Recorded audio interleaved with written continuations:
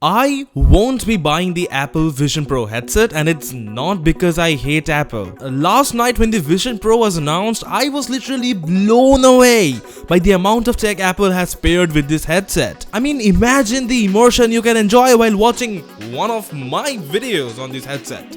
This is the first Apple product launched in the last 8 years.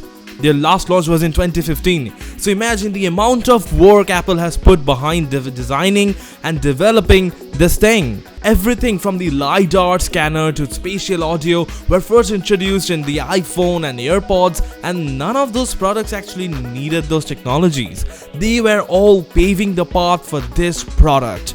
And now that it's here, it's very, very impressive. I mean, if anyone watches the WWDC 2023 keynote, they will be ready to pay the $3,500 to Apple then and there.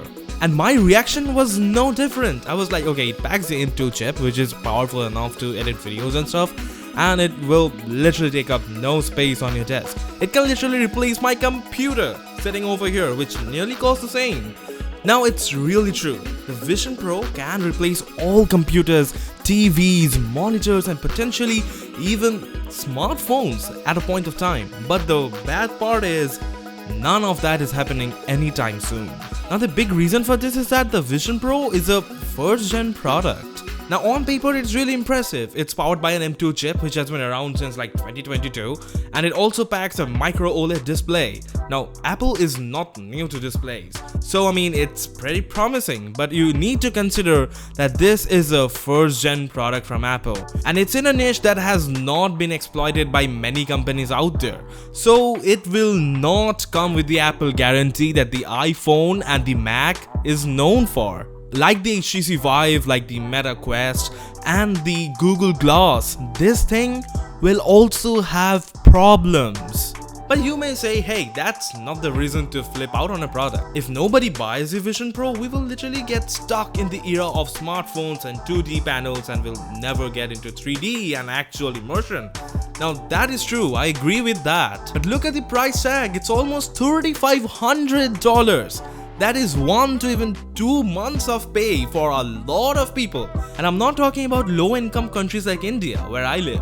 This is actually in first world terms. Just looking at the price tag, I feel really uneasy to dump like a month or two's earnings behind a product that I know will not be perfect and will have problems upon launch and probably even a few months or a year down the line. But let's suppose I do it for the sake of science, for the sake of technology, and for the sake of this YouTube channel.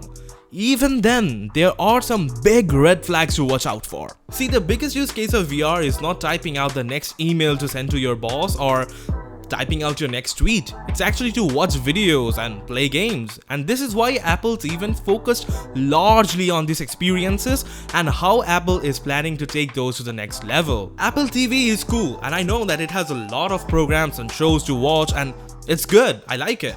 But the issue is with the games. Now I know, I don't live under the rock. I know Apple Arcade exists, but you just will not get the same quality games as a PlayStation or an Xbox or a PC, which is my platform of choice, comes with. So being a hardcore gamer myself, I really cannot justify this headset at all. Now Apple knows this.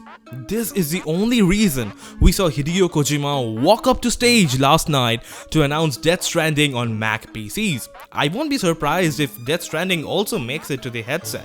And within the next few years, more developers will follow suit. Soon, Mac might become a gamer's paradise like it used to be 40 years ago. But the problem is, within the next few years, there will be a Vision 2 Pro or a 3 Pro, and that will just make this $3,500 headset useless.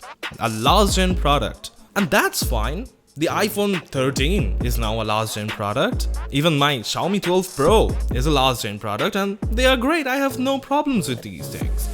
But the thing is, headsets are not as advanced as smartphones are today. They are new technology. And the next version of the Apple Vision Pro, the Vision 2 Pro or something, will actually be a huge step up from what the company is going to launch next year. Now this is because the Vision Pro is an untested product. Nobody has used it to date, and nobody will until next year. And guess what will happen when users actually get the Vision Pro on their hands? It will only bring up problems, bugs, and issues that needs to be addressed.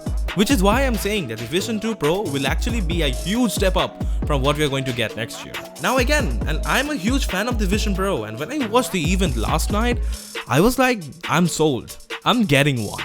But after giving this thought a night's sleep, now I know that we should give this tech some time to mature. At least 1 year. See how it fares and then pull the trigger. It's actually great technology. Nothing you shouldn't have or something. Now I know, last night was like the 2007 iPhone launch. Headsets are the next big thing, and within 10 years, everyone will be using them like smartphones. But it's a really smart idea to skip the first generation and wait for the second or third iteration and get them. Those products will be so much better than this Vision Pro that it actually makes sense to not buy this at all. Now I'm focusing on skipping this generation solely because this is not a $100 risk. It's not even $500. It's thousands of dollars. In India, this thing might end up costing like over 3 lakh rupees. You can literally buy a car for that price. Now, VR headsets are the next big thing. And kudos on Apple for jumping on the bandwagon before most of the competitors did.